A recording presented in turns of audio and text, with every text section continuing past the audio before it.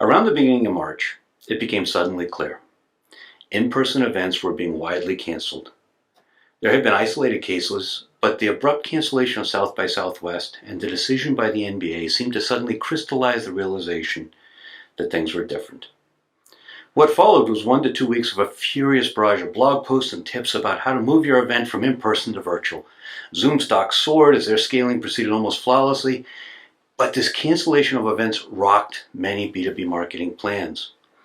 Most numbers I've seen indicate that approximately 40% of B2B marketing budgets were allocated to events. That's a huge percentage, and it reflects the importance in terms of number of leads and brand awareness to be generated.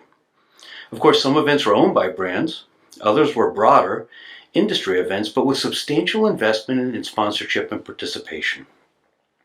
So on the one hand, just as uncertainty soared and forecasts were trimmed, the good news is that in many cases marketing budgets were simultaneously reduced because events were canceled. But that doesn't solve for the demand and lead gen objectives that were behind the shows to begin with. And as creative and agile as marketers were in switching to virtual events, they're just not the same. And who isn't being absolutely deluged with webinar, meetup, and virtual meeting invitations and emails now anyway? There's an interesting subtext that's not getting a lot of play, but I think that absent the virus, we actually saw peak events in 2019 anyway. There are some events that had already elected to go virtual for 2020, independent of the virus crisis. Longer term, no doubt, marketing will evolve and new tools and techniques will develop to replace events, whether they're going to decrease on their own or not. But in the short term, marketers need a solution, and intent data might help.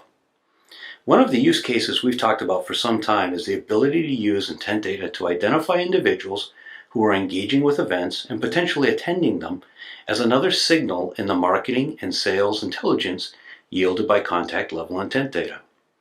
In other words, we can observe people taking action publicly with content which includes event names, URLs and hashtags, and with the event's content and social channels themselves.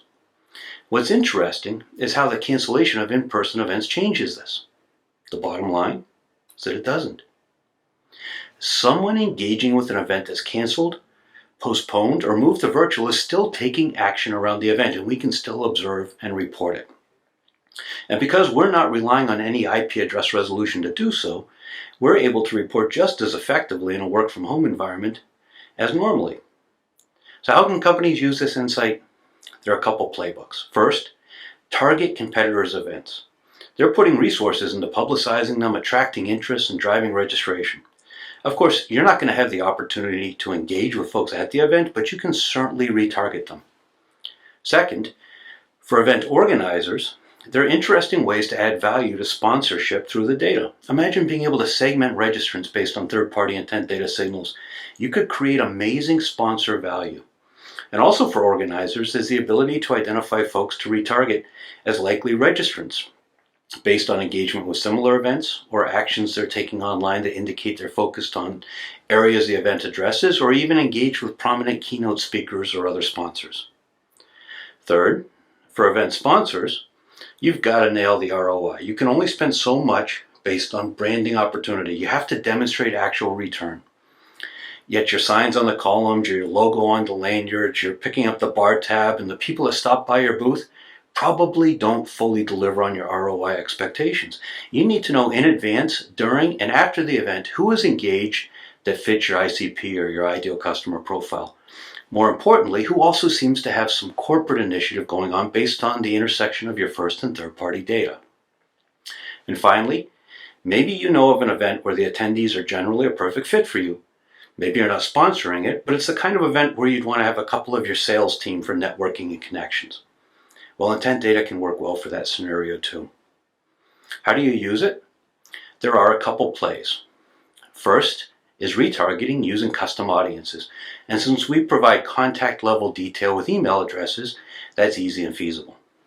Second can be outbound sales, using well-developed omni-channel cadences to reach out to individuals who you see actively engaged. Third, it can be a really important signal for your sales and success teams.